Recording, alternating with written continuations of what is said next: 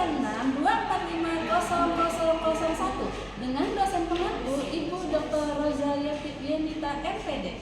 Video ini dibuat untuk menyelesaikan tugas akhir semester untuk mata kuliah pengembangan nilai-nilai Pancasila untuk anak usia dini.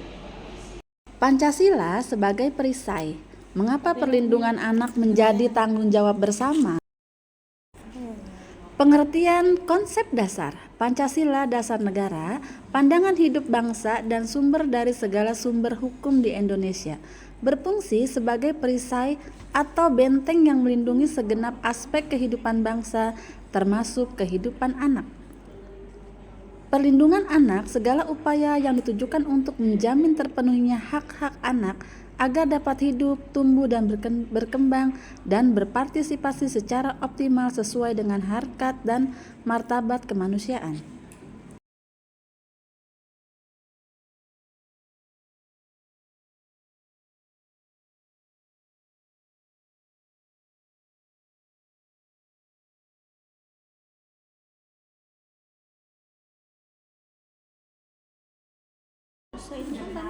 Kedudukan anak dalam pandangan negara. Anak bukanlah milik orang tua semata, melainkan amanah dari Tuhan dan aset berharga bagi masa depan bangsa. Setiap anak memiliki hak melekat sejak lahir, tidak dapat dicabut dan wajib dihormati serta dipenuhi oleh semua pihak. Prinsip utama, kepentingan terbaik bagi anak. Mengapa harus menjadi tanggung jawab bersama? Alasan sosial perkembangan anak dipengaruhi oleh lingkungan keluarga, sekolah, dan masyarakat. Tidak ada satu pihak pun yang mampu menjamin keselamatan anak sendiri. Alasan psikologis, lingkungan yang harmonis dan aman berbagai pihak membentuk kepribadian anak yang sehat dan kuat. Mengapa harus menjadi tanggung jawab bersama? Karena pembangunan anak yang terlindungi akan tumbuh menjadi sumber daya manusia yang berkualitas dan mampu membangun bangsa. Landasan hukum yang menguatkan. 1. Hukum nasional. Undang-Undang Dasar 1945 Pasal 288 Ayat 2.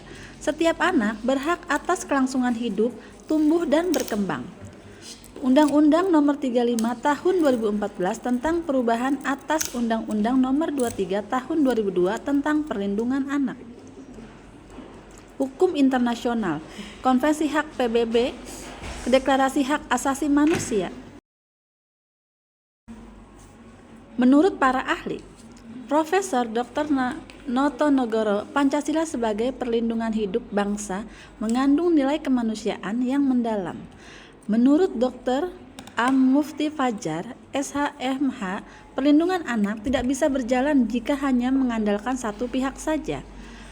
Menurut Dr. Haji Pratama Purwanto, MSI, setiap tindakan kekerasan atau pengabaian terhadap anak adalah bentuk pengingkaran terhadap nilai-nilai Pancasila. Peran masing-masing pihak. 1. Dari keluarga. 2. Sekolah dan tenaga pendidik. 3. Masyarakat. 5. Pemerintah pusat dan daerah. 6. Lembaga dan dunia usaha.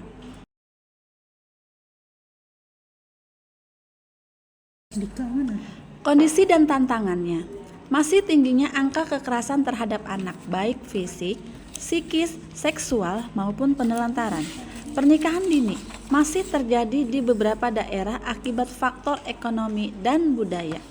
Eksploitasi anak, pekerja anak, dan kejahatan berbasis teknologi informasi.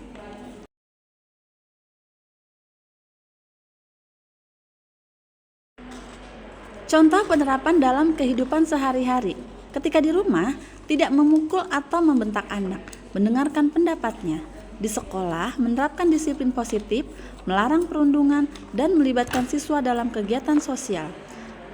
3. Di lingkungan masyarakat, membentuk kelompok pengawas lingkungan rumah dan anak.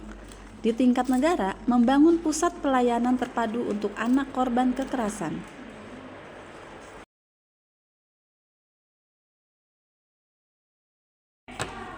Kesimpulan, Pancasila menjadi landasan moral dan hukum yang paling kokoh sebagai perisai dalam melindungi hak-hak anak.